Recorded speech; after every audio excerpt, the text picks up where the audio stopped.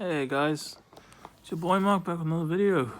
Here with my first cinema viewing of 2025.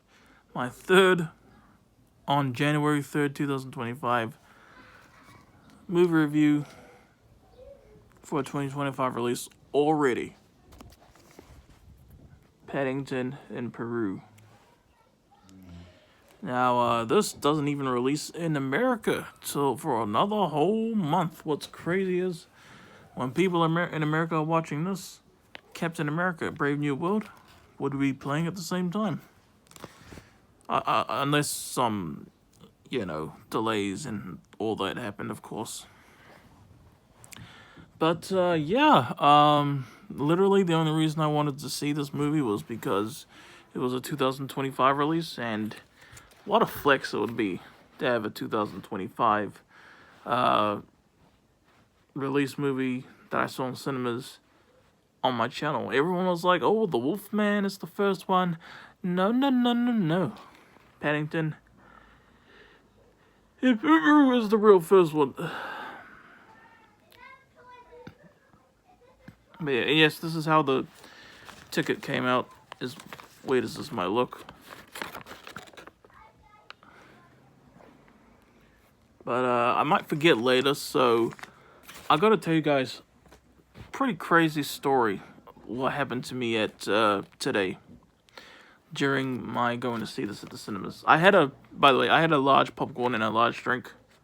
Just putting that out there, because my freaking phone needed charging, and so did my mom's phone, which I record a lot of my current videos on, because there's just hardly any space left on my own phone. And, yeah. Alright, so the crazy story about today. Alright, here's the thing.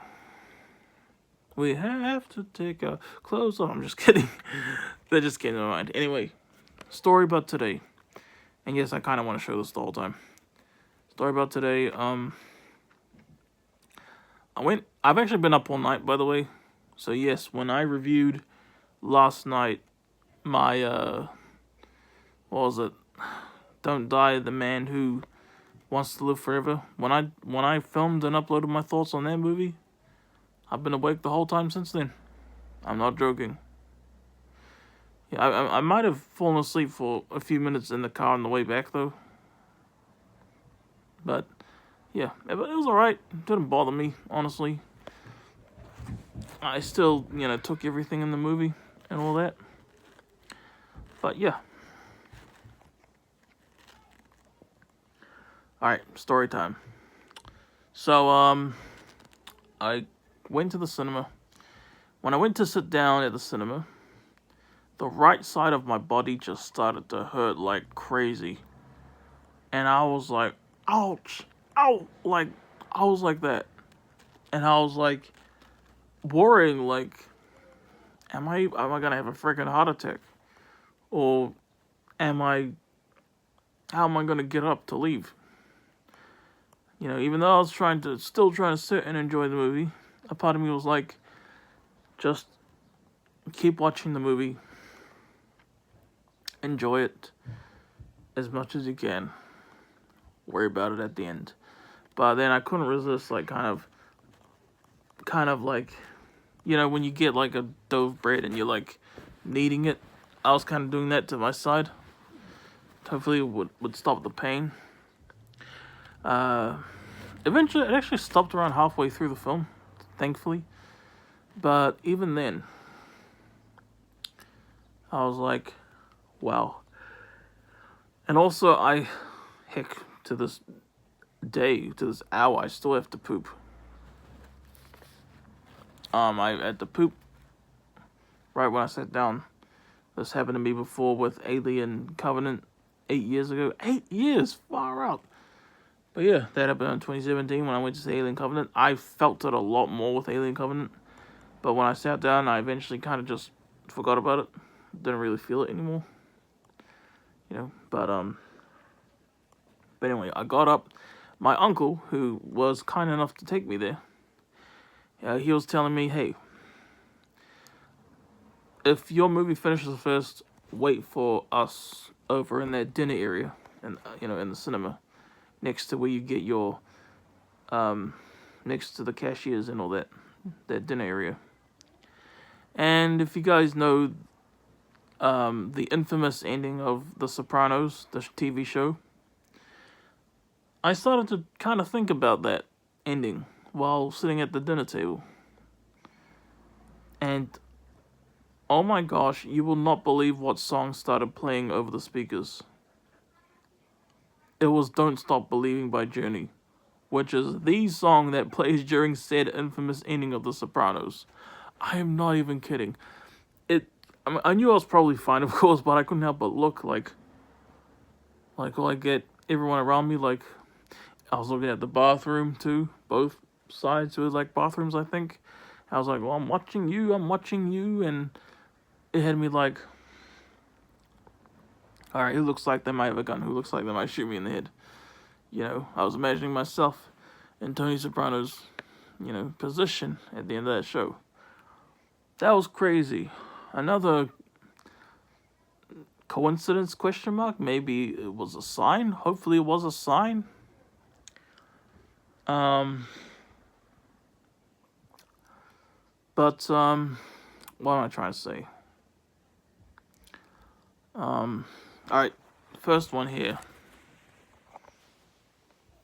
See that box over there? Grace. I've had that box since at least 2014. And Grace is the name that I want to give my daughter when I eventually have her.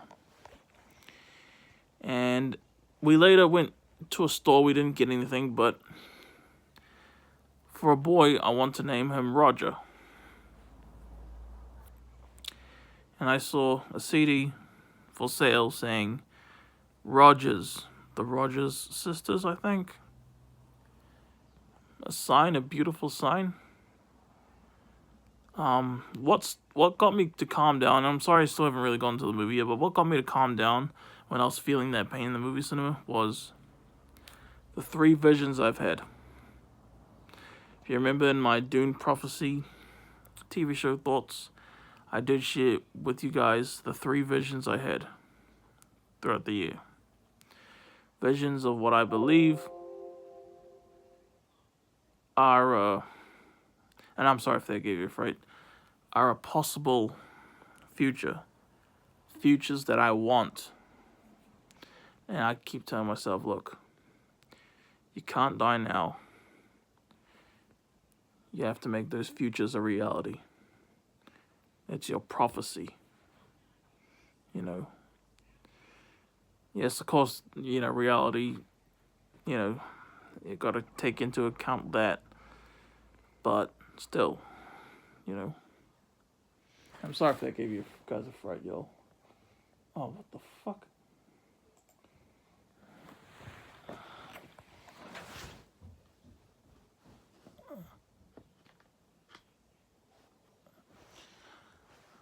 Anyway,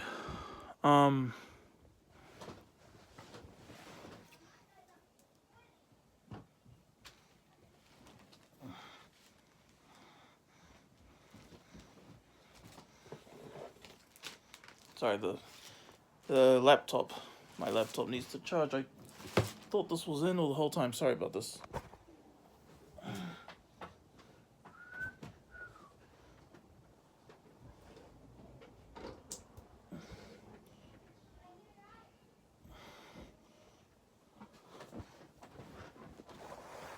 Sorry about this. Yeah, I think yeah.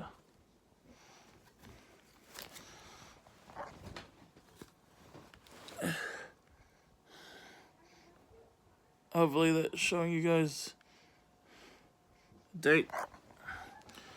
But anyway, Paddington in Peru. I haven't seen any trailers, so I might be saying spoilers without realizing it. I'll try not to spoil it, but if I do, oh well. So we flash back to Paddington. We flash back to when he got lost many years ago. And he met his great aunt aunt, I forgot what her name was. His Aunt Kate, maybe. What was her name?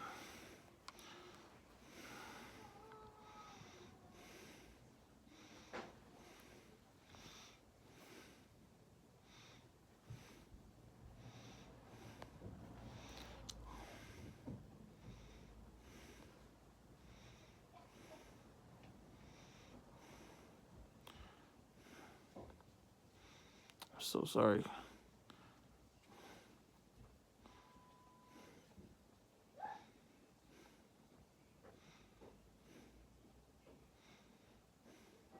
Aunt Lucy.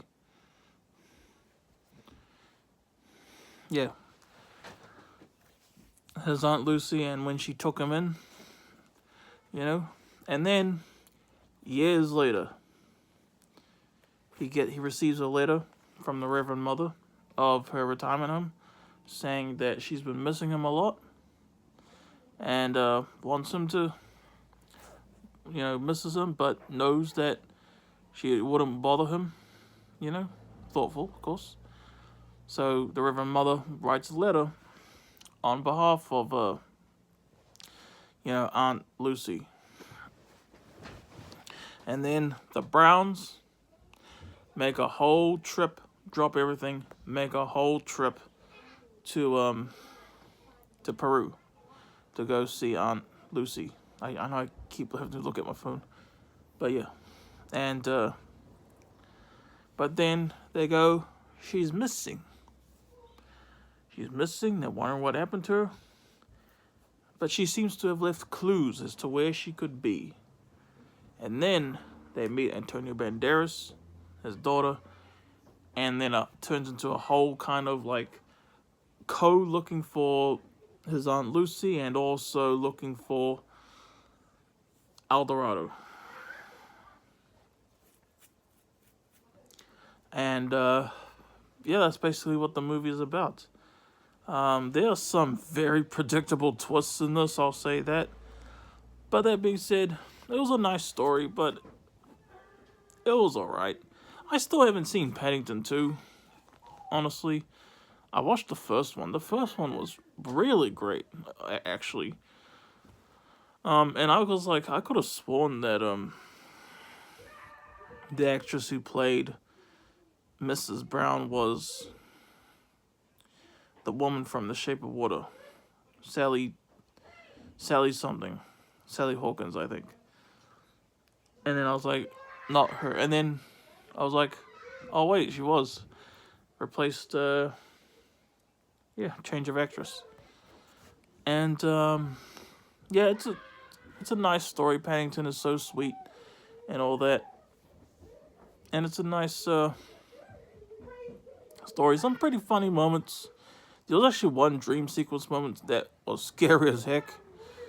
It involved Paddington dreaming of Aunt Lucy. And then it starts like, oh man, I've been looking for you. And then Aunt Lucy starts to get all scary, like, how can you be looking for me when you are lost? And then it goes all black and oh, that was scary. Yeah, but it's an alright movie for me personally. Definitely has predictable as plot twist, and I think they were kind of like toying with that on purpose, like saying, like they have certain characters like say, "Oh, suspicious," and they're obviously up to no good. I actually have my own kind of funny story with Paddington Bear. Back at school, 2006, Waterloo School to be specific, we had our own like Paddington Bear that the class shared. Popcorn.